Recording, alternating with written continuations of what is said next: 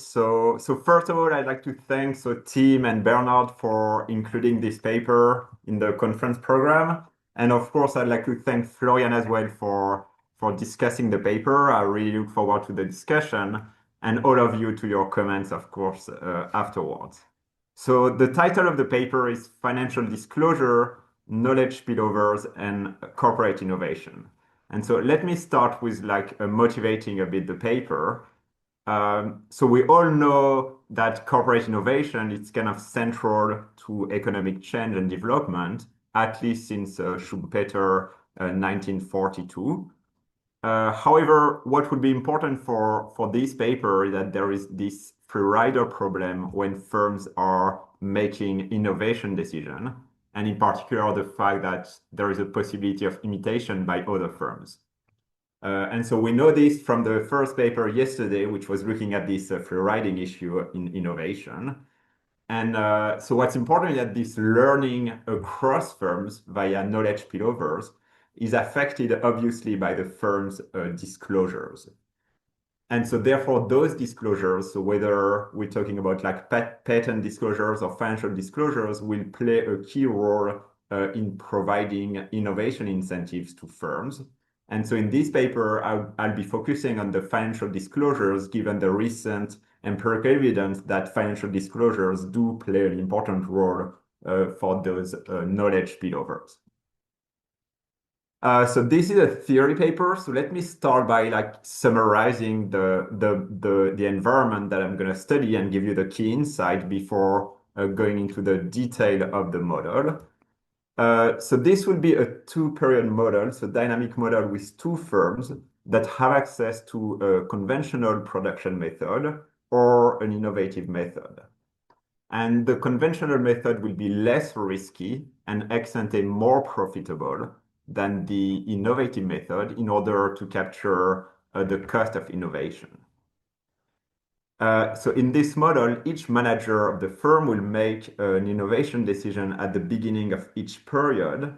And I'm going to look at two types of managers. So I'm going to look first at non-myopic managers who only maximize long-term cash flows. And then I'm going to look at myopic managers who consider short-term market prices as well. The firm they're going to learn, so they're going to learn about the profitability of the innovative method over time by innovating. So this will be like the standard bandit problem with one firm. But now they're going to use the other firm's financial disclosures as well in order to learn about this innovative method. And so I'm going to assess three different disclosure regimes. So there will be a voluntary disclosure regime, a mandatory disclosure regime, and a no disclosure regime. And so I'm going to look at what are the firms' incentives to innovate in this environment. And then I'm going to assess, what's the efficiency, so what's kind of the optimal disclosure regime. So let me give you the key insights that I get from this model. So first, remember, so the non-myopic managers, they only consider the long-term value of the firm. And so with those non-myopic managers, I'm going to show that the mandatory disclosure regime will always dominate a no disclosure regime. The main reason is that there is, under mandatory disclosure, you have a learning across firms via spillovers, and this benefit of learning will always outweigh the reduction in firms' innovation incentives. However, when looking at myopic managers who consider short-term prices, the story is different. So the mandatory disclosure regime now will dominate the no disclosure regime, but only when the future benefit of innovation is large enough. And the reason here that given that managers are myopic, there will be an additional cost of disclosure. And so firms will lack innovation incentives when the future benefit of innovation is not large enough. And then I look at the last disclosure regime, which is this voluntary disclosure regime. And interestingly, I'm going to show that this will always dominate a mandatory disclosure regime. The main reason is that under voluntary disclosure, the successes will get reported. And that's precisely the most useful type of information in this innovation setting. And that's why voluntary disclosure will always be better than a mandatory disclosure. So regarding the related literature, so I'm not going into all the details here, but the most important is that the paper is based on a Menso and a Chen et al. Paper in which they look at innovation incentive for a single firm.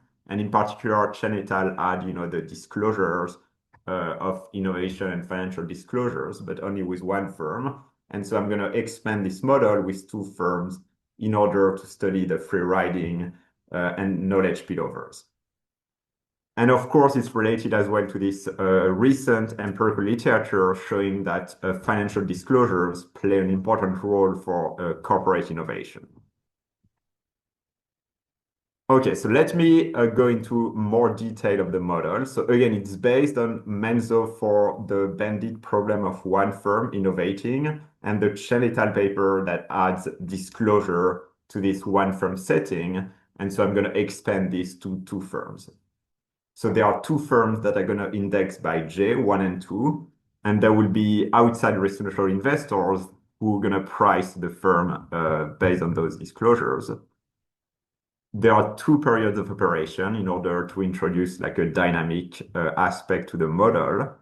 And at the beginning of each period, so each manager is going to make an innovation decision. So either innovating by exploring a new method or exploiting and using an old method. I'm going to denote the output for firm J at the end of the first period, so period T, VJT, which is binary, so it's either a success, S, or a failure, F. I'm going to denote the final cash flow of the firm J as capital VJ, which is a weighted sum of the output for the first period and the output for the second period, where the gamma parameter will capture the relative importance of the second period cash flow compared to the first period cash flow. And the total surplus, which I'm going to use in order to assess efficiency of the different regimes, would just be the sum of the two firms' cash flows.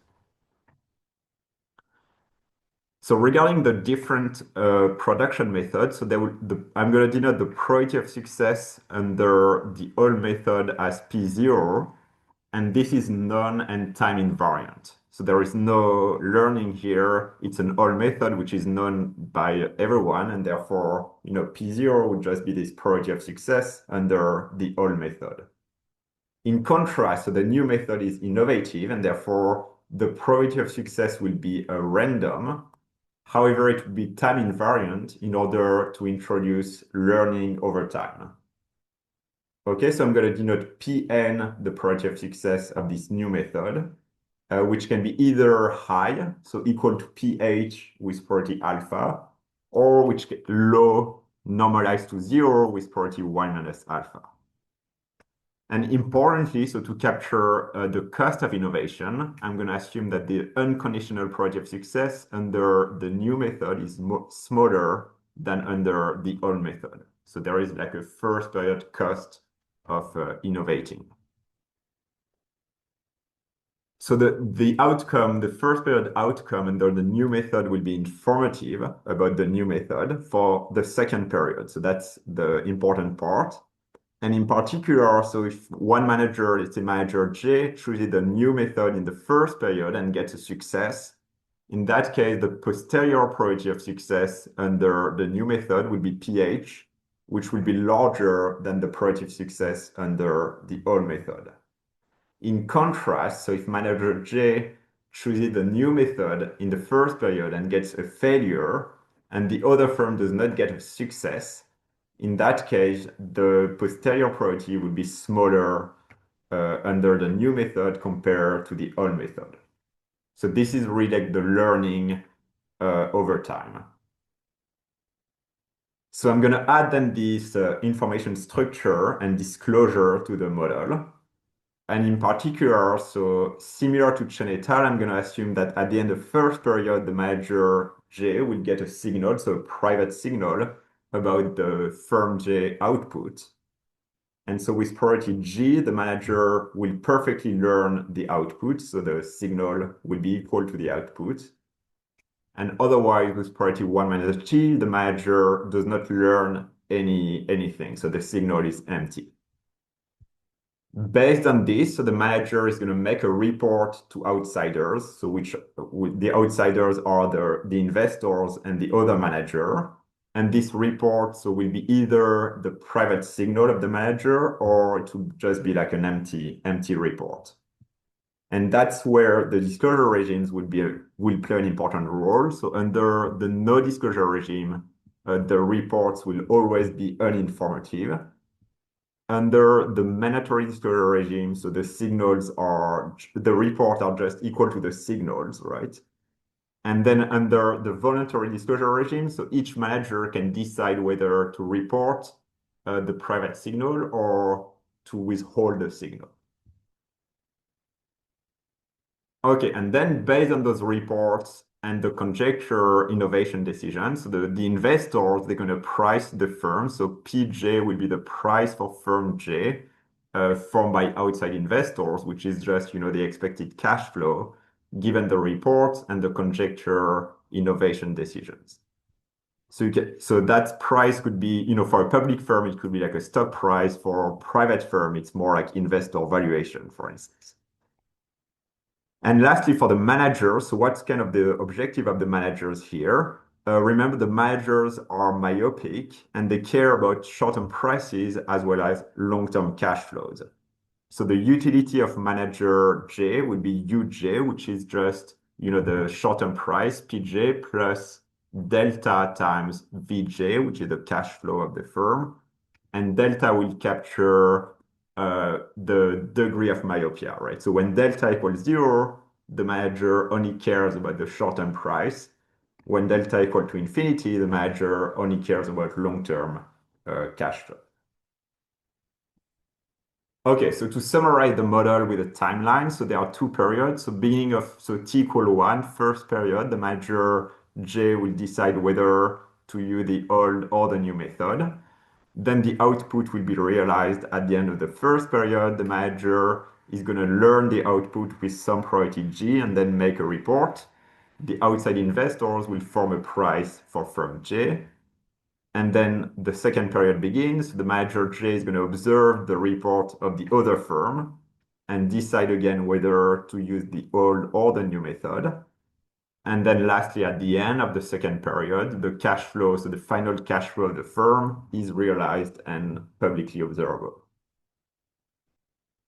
So I'll start by solving two benchmarks. So the first benchmark is the first best, just to assess whether there is like under innovation or over innovation in the main model compared to the first best. So the first best is just maximizing the total surplus of both firms. And so here there are like three possible cases, but if you solve for the first best innovation decisions, it's easy to show that there are three possible cases depending on gamma. So remember, gamma is the relative importance of the second period cash output compared to the first period output.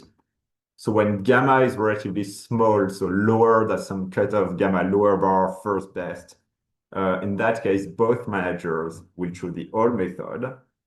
In contrast, when gamma is very large, so larger than a cutoff gamma upper bar first best, both managers will choose the new method.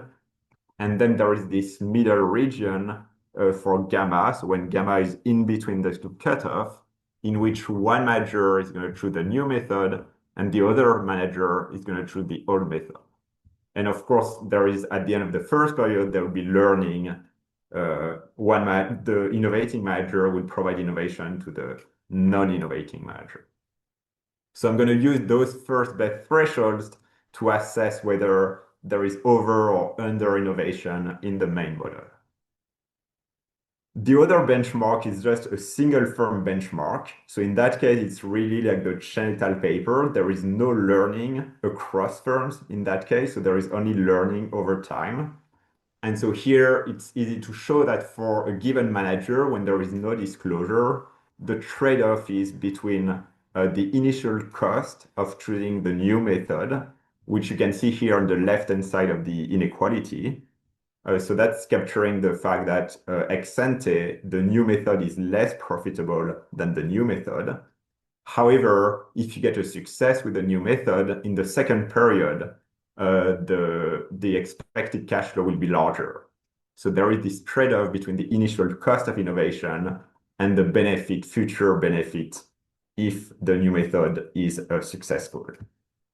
And so again, the trade-off will depend on the parameter gamma. So if gamma is smaller than some cutoff gamma lower bar, the manager is not innovating, whereas if gamma is larger, the manager will just innovate. And so here in that regime, when there is only a single firm, it's easy to show that the no disclosure regime is equivalent to first best. So there is no benefit here of disclosure, given that there is no learning across firms. And on top of this, from Chen et al., we know that the surplus under voluntary disclosure is larger than under mandatory disclosure because managers can withhold bad news under voluntary disclosure, which gives them incentive to innovate. Okay, but those are insights that we know already from the Chen et al. Paper when there is no learning across firms. So then I move on to my main model in which there are two firms. And I look first at the case in which managers are non-myopic. So remember, they only care about long-term cash flows. And in that setting, I'm only comparing the no disclosure regime with the mandatory regime because under the voluntary regime, the managers are kind of indifferent ex post, given that they don't care about short-term prices. So that's why I do not consider voluntary disclosure here. So in the no disclosure regime, the equilibrium is similar to the case of a single firm because there is no learning across firms. So you still get this cutoff gamma lower bar, and both managers are going to innovate only when gamma is larger than this cutoff gamma lower bar. However, now under mandatory disclosure regime, there will be learning across firms, and therefore there will be an intermediate region. So this gamma, the region when gamma is in between gamma lower bar and gamma upper bar. And in that intermediate region, so only one manager is going to innovate, and the other manager is going to wait for the information after the end of the first period. So this will be the learning across firms. So what I do next is I assess whether relative to first best, there is under or over innovation. And so what I show first is when gamma is relatively small, there is under innovation in both the no disclosure and the mandatory disclosure regime. When gamma is intermediate, there is over innovation in the no disclosure regime because firms cannot learn from each other. And then when gamma is relatively large, there is under innovation in the mandatory disclosure regime. And this is due to the free riding issue. So the fact that if one firm innovates, the other firm is going to just wait to get the information after the end of the first period. But overall, so when I compare total surplus under a mandatory regime and no disclosure regime here, when managers are non-myopic, I can show that the total surplus under mandatory regime is always larger than under the no disclosure regime. And this is because the benefit of learning across firms will always dominate, even if there is a free riding issue under a mandatory regime. Now the story is different when I look at myopic managers. Okay, so myopic managers, remember, they care about short-term prices as well.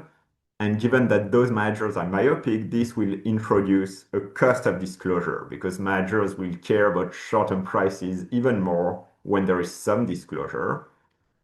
And so first, when there is no disclosure, so in the no disclosure regime, the equilibrium would be the same as with non-myopic managers because investors don't get any report, and therefore ex ante the managers going to make the same innovation decision as if they are like non-myopic. And so therefore, again, you have this cutoff, gamma lower bar. If gamma is small, they both choose the old method, and then if gamma is large, they will just innovate. So there is no difference in the no disclosure regime. The difference would be under mandatory and voluntary regime. because here the disclosure will affect, the stock price and therefore ex ante, the manager innovation choice. And so the way I sub the model, so I start with a mandatory disclosure regime and I consider so all possible equilibria. To give you an example here, so I have the equilibrium in which both managers innovate. And in this equilibrium, I derive the firm stock price as a function of the report. And then I derive a condition gamma to ensure that this equilibrium is indeed an equilibrium. And so overall, so what I get for the mandatory disclosure regime, so this is kind of the equilibrium. So it looks a bit complicated at first, but it's quite intuitive. So basically you move from a region when gamma is very small, a region in which no one is innovating, to a region when gamma is very large, so at the bottom, in which the two managers are innovating.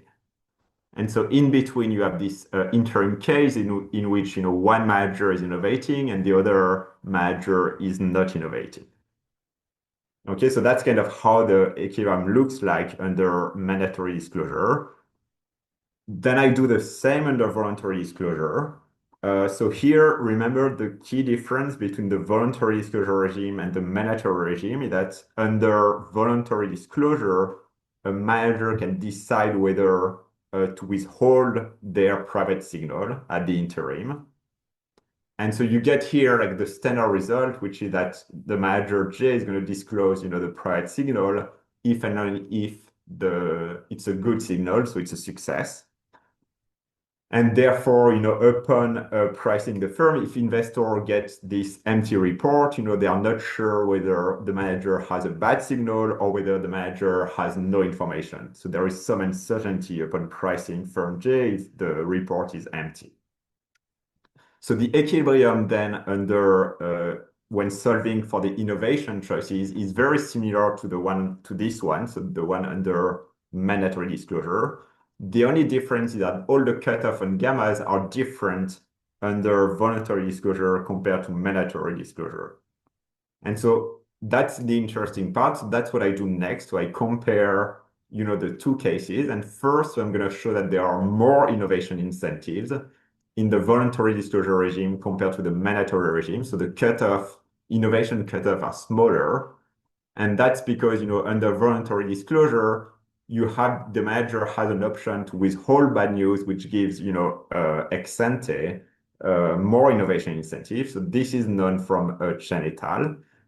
But then what I do next is I look at what are the inefficiencies, in the three different regimes. And so here what I show is first, when gamma is small, there is under innovation in all three regimes. This is the same as before than when the managers are non-myopic. There is over-innovation as well in the no-disclosure regime. However, what's more interesting is that there are regions in which there is under-innovation in mandatory and voluntary regime due to the free riding effect. And this free riding issue is stronger under mandatory disclosure compared to voluntary disclosure. Okay, so then the last part of the paper is to look at the surplus comparison. So here I compare voluntary disclosure with mandatory disclosure. And so here I show that the surplus under voluntary disclosure is always larger than under mandatory disclosure. This is because you have more innovation incentive under voluntary disclosure. But on top of this, there is as much learning. So even though sometimes, voluntary disclosure is less precise, you still get the successes that are reported, and that's precisely what you need in order to get learning. And that's why voluntary disclosure is actually always better than mandatory disclosure. And then I compare, mandatory and voluntary with a no disclosure regime. And so here I show that no disclosure can now dominate the disclosure regime when gamma is relatively small. And this is because of a free riding issue and the fact that disclosure will kind of increase the focus of the manager on short-term prices and therefore decrease innovation incentives. So then it will really depend on what's the future benefit of innovation, which is captured by the gamma parameter. Okay, so then I do, so let me just conclude with maybe some policy and empirical implications. So the policy implication are that if you have a voluntary disclosure regime in which the disclosures are not credible, in that case, there is a clear role for disclosure regulation in this setting. And in particular, you have this trade-off between incentive to innovate and learning across firms. And what I show with this model is that the desirability of financial disclosure depends on this long-term expected benefit of innovation, which means that the optimal disclosure regulation may be industry specific.